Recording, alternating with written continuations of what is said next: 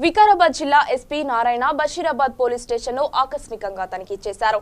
ఎస్ఐలు మహిపాల్ రెడ్డి, గిరణ్ను CC camera, బడ్డారు చెక్ పోస్టులు, పోలీస్ స్టేషన్ లోని కేసులకు సంబంధించిన విషయాలను ఆరా తీశారు. కేసులకు సంబంధించిన పెండింగ్ ఫైల్స్ ఏమున్నా త్వరితగతిన పరిష్కరించాలని ఆదేశించారు. ఎస్పీ వెంట DSP Lakshminarayana, CA Jalender Reddy, Yalal SI Vithal Reddy ఉన్నారు.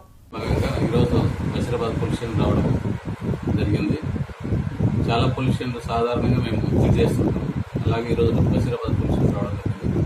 ఇక్కడ పొల్యూషన్ విధానం గురించి చెక్ చేయడం కోసం ముఖ్యంగా ఇది జిల్లాలోనే మోడల్ పొల్యూషన్ బషీరాబాద్ పొల్యూషన్ ఉంది.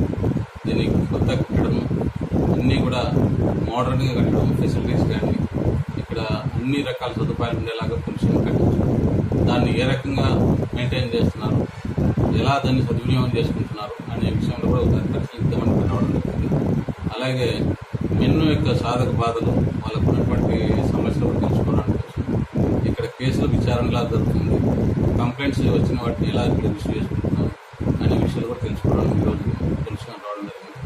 గత ఎస్ఐలు కూడా ఈరోజు నిన్న ఒక కొత్తగా ఎస్ఐ వచ్చారు, అలాగే పాత ఎస్ఐ గారు వాళ్ళతో మాట్లాడి ఇక్కడ ఉన్నటువంటి పోలీసు దేని విషయంలో మేము ఇంకా ఎక్కువ కాన్సన్ట్రేట్ చేయాలి, ఏ విషయంలో ఇన్వెస్టిగేషన్ ఇక్కడ మేము ప్రాముఖ్యత ఇవ్వాలి అనే విషయాలు తెలుసుకోవడం భావం కూడా ఇక్కడ ఇంట్రెస్ట్ రావడం జరిగింది.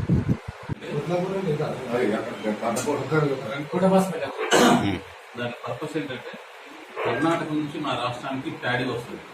మన దగ్గర ప్యాడీ రేట్ ఎక్కువ ఉంటుంది, కర్ణాటక రాష్ట్రంలో ప్యాడీ తక్కువ ఉంటుంది.